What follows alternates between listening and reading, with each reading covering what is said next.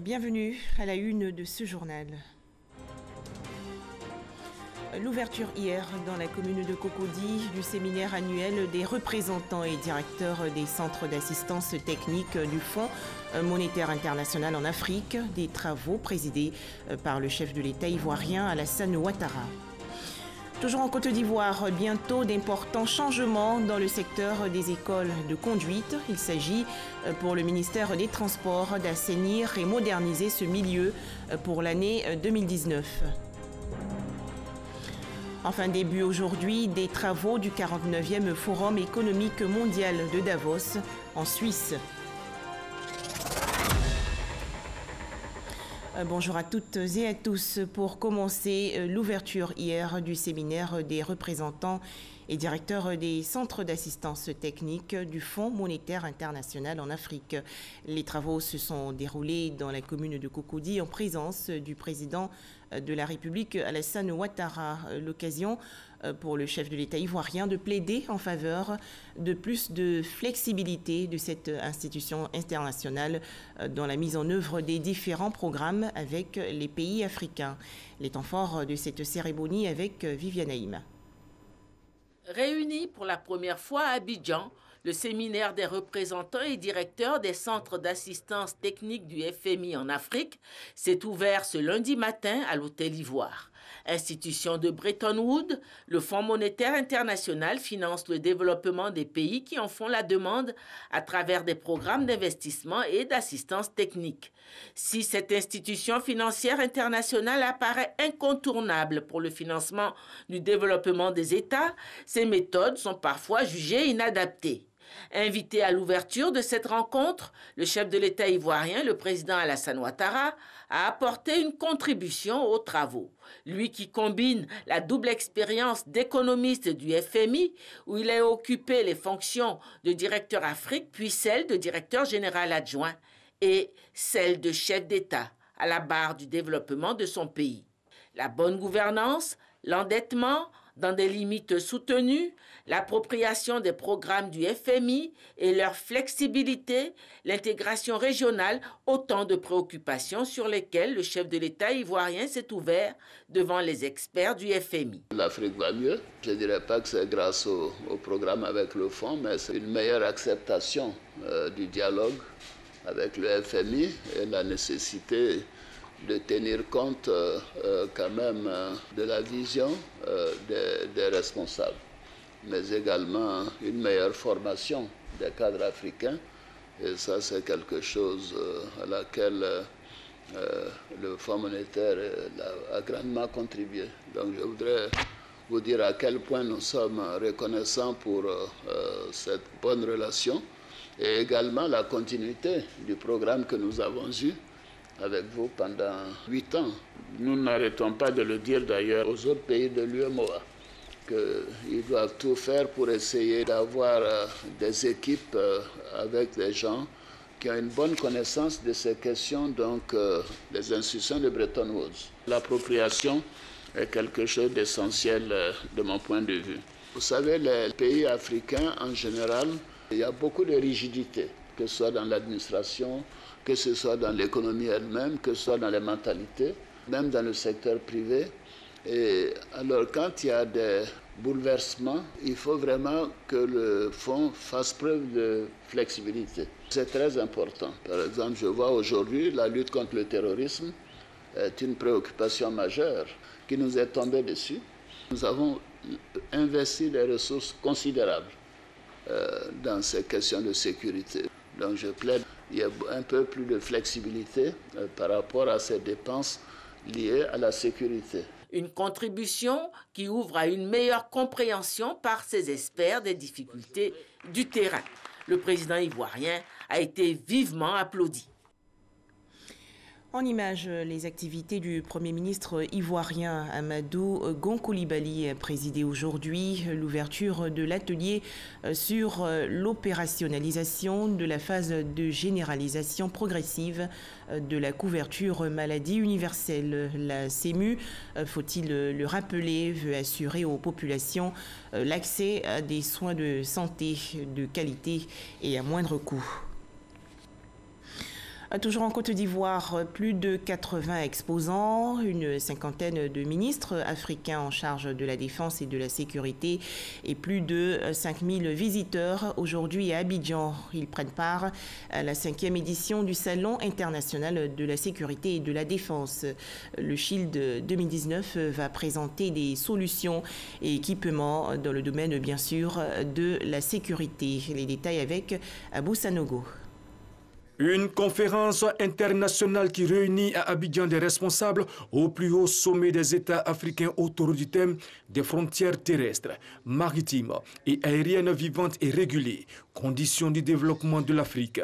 Ce dans le cadre de la 5e édition du Salon international Shield Africa 2019 en présence du ministre d'État, ministre de la Défense Ahmed Bakayoko. Un salon dédié au domaine de la sécurité et de la défense. Tout espace d'échange et de rencontres et de discussion apporte déjà un enrichissement mutuel, des retours d'expérience et puis des concertations de décisions, notamment en ce qui concerne les acquisitions ou les décisions stratégiques en matière de défense et de sécurité. Shield Africa permet aux grands responsables africains, publics et privés, de rencontrer des industriels du monde entier qui proposent des solutions de sécurité. Ce salon qui a été créé à Abidjan en 2013 s'impose édition après édition comme le carrefour des technologies de sécurité de tout le continent africain.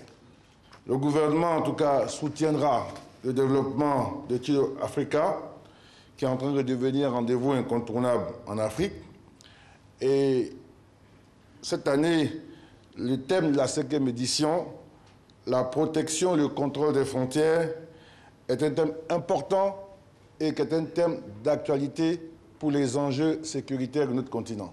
Je veux engager les uns et les autres à faire en sorte que ce salon donne des résultats concrets. C'est vraiment l'occasion d'également nous apporter des solutions qui sont en adéquation avec nos besoins du moment et nos budgets.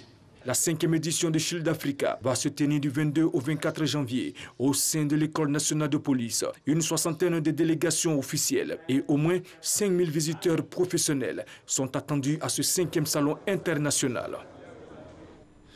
Une enveloppe de plus de 5 milliards de francs CFA à la Côte d'Ivoire. Cette aide du Fonds pour l'environnement mondial va permettre d'élaborer des projets de protection de l'environnement, notamment dans la lutte contre la dégradation des sols et les changements climatiques.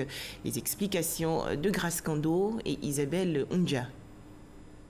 En plus des financements traditionnels que le Fonds pour l'environnement mondial FEM octroie à la Côte d'Ivoire, le pays vient de bénéficier de 8 990 000 $, soit plus de 5 milliards de francs CFA pour la période 2018-2022.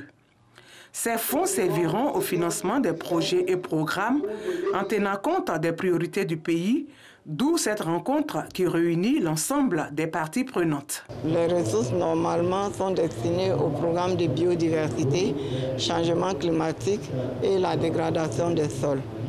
Étant un pays agricole, la priorité de la Côte d'Ivoire ira vers ce qu'on appelle le programme FOLU qui allie sécurité alimentaire et restauration des sols. Donc des travaux ont déjà commencé.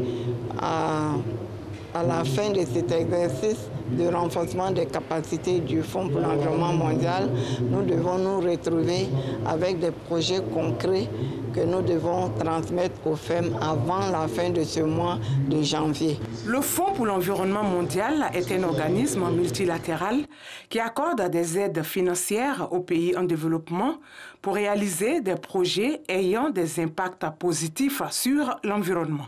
Le Fonds pour l'environnement mondial a permis à notre pays de bénéficier de plusieurs projets de développement durable au niveau national, régional et mondial. Je lance un appel aux ministères et structures techniques, aux ONG et à tous ceux qui s'intéressent à l'élaboration du projet afin qu'ils identifient de nouveaux projets qui permettront de relever les grands défis environnementaux de notre pays. En qualité de pays contributeur, Notons-le, la Côte d'Ivoire, dès 1992, a participé à la reconstitution des ressources du FEM à hauteur de plus de 10 milliards de francs CFA. En retour, le pays a bénéficié de plus de 150 milliards de francs CFA pour la réalisation de différents projets. D'importantes réformes annoncées pour l'an 2019 pour assainir et moderniser le secteur des écoles de conduite.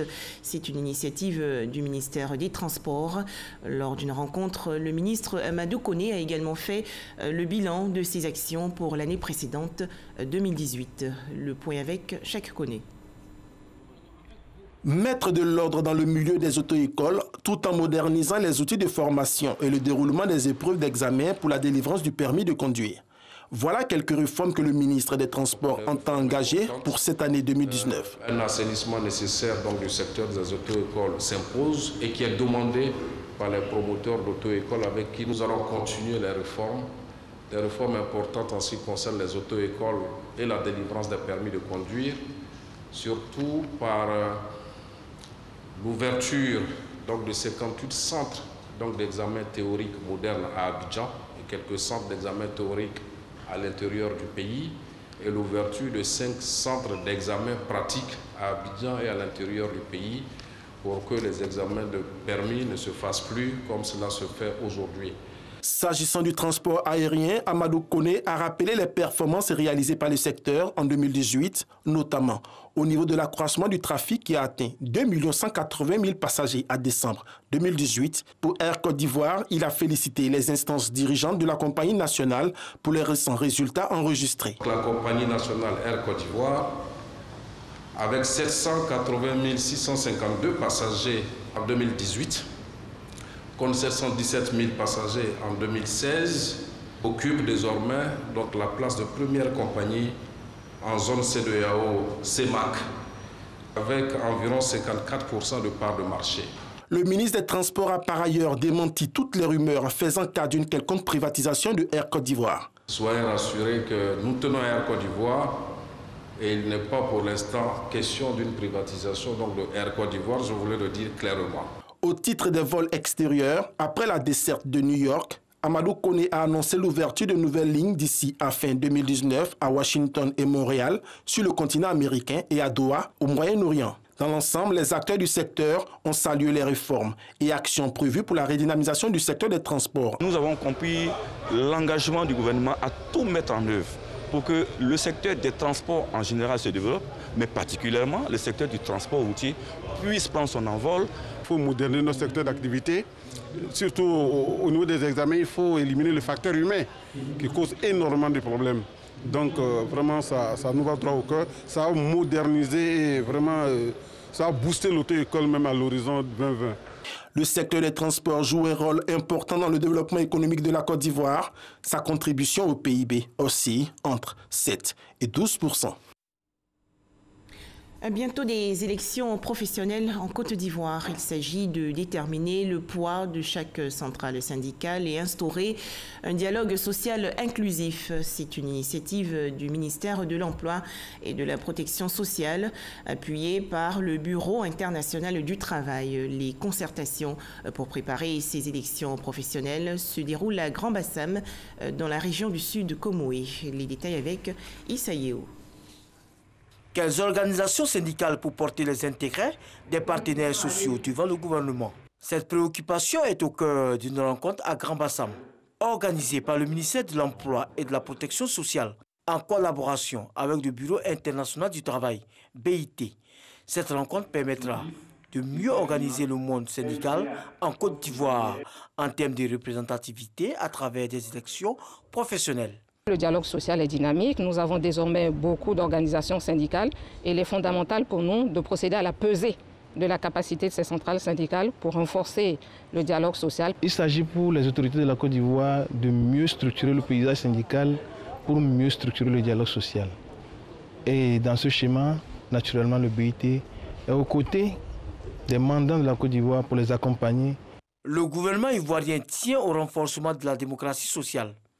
La rencontre de la vie historique, patrimoine mondial de l'UNESCO, donne l'opportunité au pays de se doter de vrais interlocuteurs sociaux, selon le représentant du ministre de l'Emploi et de la Protection sociale.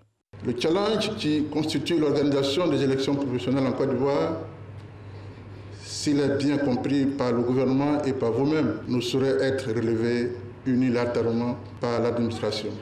Vous êtes les principaux acteurs du monde du travail et vous serez en première ligne dans le processus de l'élection sociale. À l'issue des travaux de Grand Bassam, un mode opératoire et un chronogramme des activités des élections professionnelles seront élaborés. Les élections se feront avant le 1er mai prochain. Seulement 5 centrales syndicales seront autorisées à défendre les intérêts des travailleurs en Côte d'Ivoire au terme du scrutin. La Côte d'Ivoire et la Chine renforcent leurs relations économiques. Environ 50 hommes d'affaires chinois ont participé hier au forum ivoiro-chinois dans la commune du Plateau. Des échanges en marge du forum économique sino-africain qui va se dérouler en juin prochain en Chine. Les explications de Francis Boifo. La Chine, troisième partenaire de la Côte d'Ivoire après la France et le Nigeria. C'est également le premier investisseur étranger. Le volume d'échanges commerciaux avec la Côte d'Ivoire est estimé à 800 milliards de francs CFA en 2017. Des chiffres que les deux pays veulent améliorer à travers ces échanges à Abidjan. Ils préparent le forum économique sino-africain qui se tiendra dans la province de Yunnan en Chine en juin prochain avec la Côte d'Ivoire comme invité d'honneur. Les gouvernements ont créé ensemble une plateforme pour faciliter les échanges entre les deux parties. Donc nous souhaitons, à travers cette rencontre, de trouver des homologues entre les deux parties et de voir de plus s'il y a des opportunités, des investissements pour créer des emplois, des valeurs ajoutées pour le bien-être des deux peuples. C'est pour cela que je demande à tout le secteur privé ivoirien de faire de telle sorte que nous soyons nombreux en juin à Yunnan pour pouvoir échanger, pour pouvoir établir des partenariats gagnant-gagnant. L'amélioration de l'environnement des affaires pour offrir des opportunités d'investissement reste l'objectif du gouvernement. Le gouvernement ivoirien a adopté un nouveau code des investissements en 2018. Ce code accorde une exonération totale des droits de douane sur les équipements et matériels importés ainsi que de la TVA sur la période d'investissement. Il accorde également une exonération fiscale pour des secteurs prioritaires, notamment l'agriculture, l'agro-industrie, l'hôtellerie, l'enseignement supérieur spécialisé et la santé, et un crédit d'impôt sur l'investissement en période d'exploitation pour les autres secteurs qui y sont éligibles. Ces avantages portent sur une durée de 5 à 10 ans selon la localisation de l'entreprise. Il prend en compte la spécificité des PME, les projets structurants et accorde des avantages additionnels liés au contenu local. Le ministre Souleymane Diarra-Souba invite les opérateurs économiques à privilégier la destination Côte d'Ivoire en matière d'investissement et d'échanges commerciaux. Autre actualité, le Conseil des collectivités territoriales de l'espace UEMOA en guerre contre le phénomène d'enfants de la rue. Un programme intitulé 3000 collectivités sans enfants de la rue a été lancé récemment à Ouagadougou, au Burkina Faso. Il s'agit pour les collectivités territoriales des 8 pays membres de l'UEMOA, dont la Côte d'Ivoire, d'élaborer des projets pour sortir les enfants de la rue. Les détails avec Mamadou Kouassi. Les Nations Unies estiment à 150 millions le nombre d'enfants définis comme enfants de la rue. Plus d'un tiers de ces enfants sont en Afrique, précisément dans nos villes. Et les collectivités territoriales de l'espace UEMOA montent au créneau pour l'éradication de ce fléau. Un fléau que les élus locaux jugent honteux pour le continent. Pour y arriver, le Conseil des collectivités territoriales de l'espace UEMOA, à travers sa section du réseau des femmes élues locales d'Afrique, lance le programme 3000 collectivités sans enfants de la rue. Le CCT est en 3000 collectivités locales à travers les 8 pays. Ces 3000 collectivités locales devraient se donner la main à travers les femmes, parce que ce sont les femmes qui enfantent, ce sont les femmes qui doivent gêner. Dans notre société, c'est les femmes qui s'occupent des enfants. Donc nous avons dit que nous devons nous battre pour que nos villes soient sans enfants en situation de rue. Les femmes ne seront pas les seules dans ce combat. Elles auront le soutien des autres élus locaux de l'espace UEMOA, affirme le ministre Albert François Amicha et le commissaire UEMOA Paul Kofi Kofi. Il s'agit pour nous de permettre à tous les enfants d'avoir une chance d'aller à l'école, à tous les enfants de pouvoir préparer leur avenir. Aujourd'hui, nous commençons par le Burkina. La première dame du Faso a accepté de parrainer cette opération et dans les mois qui arrivent, les premières dames des 7 autres États de l'Union seront sollicitées afin que les collectivités, d'abord dirigées par les femmes, mais également les collectivités dirigées par les hommes, puissent s'inscrire, puissent adhérer à ce programme. La demande sociale continue d'évoluer alors que les infrastructures ne suivent pas ce rythme. Donc, j'en appelle à la responsabilité et à la coopération des partenaires techniques et financiers de continuer à soutenir nos programmes. Cette initiative du CCT bénéficie également de l'assistance des partenaires au développement, dont le Fonds mondial pour le développement des villes, FMDV, engagé pour l'insertion des enfants de la rue. Nous les accompagnerons, bien entendu, dans le développement de leur activité à plus long terme. Grâce à ces actions, nous espérons apporter un soutien concret aux enfants, à leurs familles, mais également au développement durable des villes dans l'espace communautaire de l'UOMOA. Outre les partenaires au développement, la première dame du Faso, Sita Kaboré, représentée par l'épouse du président de l'Assemblée nationale, promet d'être le porte-voix des élus locaux afin de sortir les enfants des rues de nos collectivités territoriales. Djaakro, localité située dans le centre du pays. Les populations ont été récemment sensibilisées à l'importance de la scolarisation des enfants. C'est une initiative de l'organisation non gouvernementale MISA. Le point avec Léon Brou de RTI Bouaké. Djaakro, village à équidistance de ses deux voisins, Yaoto-Kwassikro et Wawakro dans le département de Tiébissou. Excepté l'électricité, pour Wawakro, ces 3 localités dotées chacune d'une école primaire partagent les mêmes réalités. Enclavement, faible taux de scolarisation et de déclaration des naissances à l'état civil. Seulement 60 des 250 écoliers du secteur disposent d'actes de naissance. Les centres secondaires là ne fonctionnent pas correctement. Les parents aussi, quand ils stressent se déplacer et aller jusqu'à Tiébissou, bien le Mokankro, ils trouvent ça coûteux. Surtout que pour établir un stress, ça fait 1000 francs. Parce que le thème, 500, l'imprimé, 500. Au contact des écoliers et de leurs parents, l'ONG MISA découvre une autre réalité.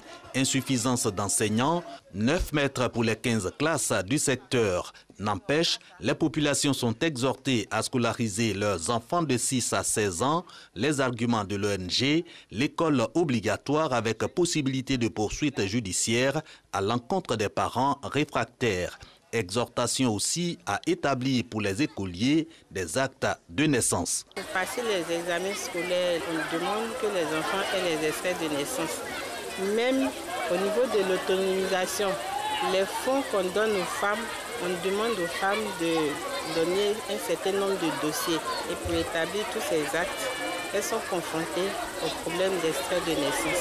Également enseigner les rapports parents-enfants-enseignants pour le maintien des écoliers à l'école et l'amélioration des résultats scolaires, ainsi que les pratiques familiales essentielles, notamment le planning familial, l'allaitement maternel. Un fonds d'appui de 10 millions de francs CFA pour aider les jeunes de la région des Grands Ponts à développer les localités de Dabou, Grand Laou et Jacquesville. C'est une initiative du ministre de l'économie numérique et de la Poste, Claude Isaac D. On en parle avec Moussa Konaté. L'Alliance de la jeunesse des Grands Ponts regroupe les associations de jeunes des 122 localités de Dabou, Grand Laou et Jacquesville. Une organisation créée pour mutualiser les actions en faveur de la jeunesse afin de contribuer au développement de la région. Nous voulons nous mettre ensemble, s'approprier d'abord le discours de réconciliation nationale du président de la République, s'approprier d'abord l'engagement du Premier ministre Amadou Gon Coulibaly, qui prône aujourd'hui le développement, qui mène des actions de développement. Nous voulons nous aussi que ce développement-là nous touche. D'où l'idée du lancement de l'Alliance de la jeunesse des Grands Ponts. L'Alliance de la jeunesse des Grands Ponts bénéficie du soutien des têtes couronnées et des cadres de la région. Un fonds d'appui d'un montant de 10 millions de francs CFA est mis à la disposition de la structure par le ministre Claude Isaac D. En tant que cadre de la région, nous ne pouvons que les encourager, les accompagner, faire en sorte qu'ils puissent d'abord discerner et saisir les opportunités de développement qui s'offrent à chaque jeune de Côte d'Ivoire. Il y a beaucoup d'opportunités, mais il est bon que les jeunes s'organisent pour pouvoir mieux saisir ces opportunités de développement. L'Alliance de la jeunesse des Grands Ponts prévoit l'organisation très prochaine des assises régionales de la jeunesse. L'initiative vise à identifier les difficultés auxquelles sont confrontés les jeunes de la région. Dans l'actualité nationale également, les meilleurs acteurs du secteur des arts et de la culture récompensés pour l'année 2018. Ils sont écrivains, acteurs et autres réalisateurs. Ils ont été distingués récemment par le ministre de la Culture et de la Francophonie, Maurice Bandaman. C'est un reportage de Serge Collier. Récompenser les meilleurs pour promouvoir l'excellence dans le domaine des arts et de la culture. Voici tout le sens de cette cérémonie de distinction. Liazere Elikwao, dramaturge, est classé 2e prix d'excellence pour la littérature au niveau national. C'est une fierté pour moi de voir que la nation reconnaît, n'est-ce pas, le travail que je fais. Il faut maintenir toujours le flambeau pour encourager les générations à venir, pour dire qu'à tout moment, on peut toujours, n'est-ce pas, apporter quelque chose. L'écrivaine Ginadik est 3e. La compagnie Ivoire Marionnette, 2e prix d'excellence pour les arts vivants, a reçu les félicitations du ministre. Le collectif Au nom du slam est lui 3e prix d'excellence pour les arts vivants. Nous nous souvenons à notre première scène slam à Trècheville.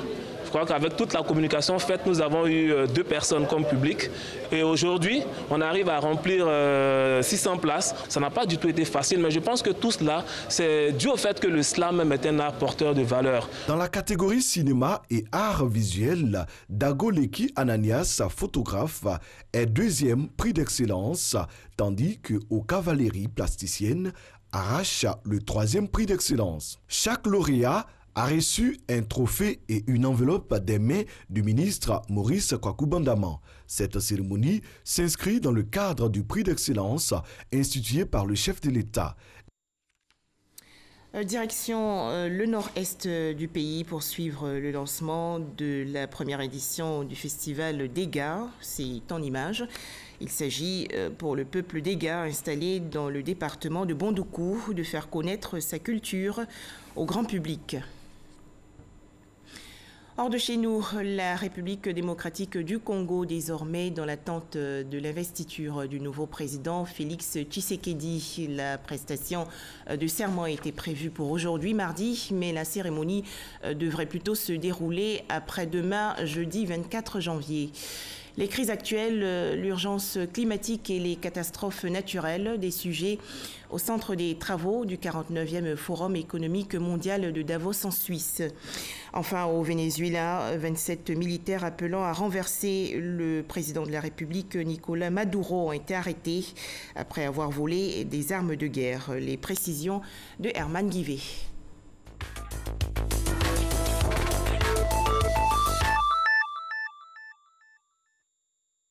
En République démocratique du Congo, en attendant l'investiture de Félix Tshisekedi qui devait se tenir ce matin, mais qui finalement a été reportée de 2 jours, les tractations se poursuivent sur la formation du gouvernement entre le FCC, la plateforme de Joseph Kabila, et le CACH, celle du président fraîchement élu. L'un des premiers actes du président Tshisekedi consistera en la nomination d'un informateur, une personnalité qui doit chercher une majorité au sein de l'Assemblée nationale. Une assemblée qui, au vu des résultats des législatives, reste largement acquise à Joseph Kabila. 3000 participants, grands patrons, chefs d'État et de gouvernement et personnalités de la société civile se donnent rendez-vous de mardi à vendredi à Davos pour la 49e grande messe du capitalisme mondial. Des participants qui ne négligeront certainement pas le rapport de l'ONG Oxfam publié la veille qui pointe que les 26 personnes les plus riches de la planète ont accumulé autant de richesses que celles dont dispose la moitié, la plus pauvre de la population mondiale, soit 3,8 milliards de personnes. 27 militaires vénézuéliens ont été arrêtés lundi après s'être soulevés contre le régime du président Nicolás Maduro à 2 jours d'une manifestation organisée à l'appel de l'opposition pour exiger un gouvernement de transition. Le président de l'Assemblée constituante, affilié au régime, a précisé que le leader de cette équipe était le sergent Alexander Andrés Figueroa. Merci de nous avoir suivis.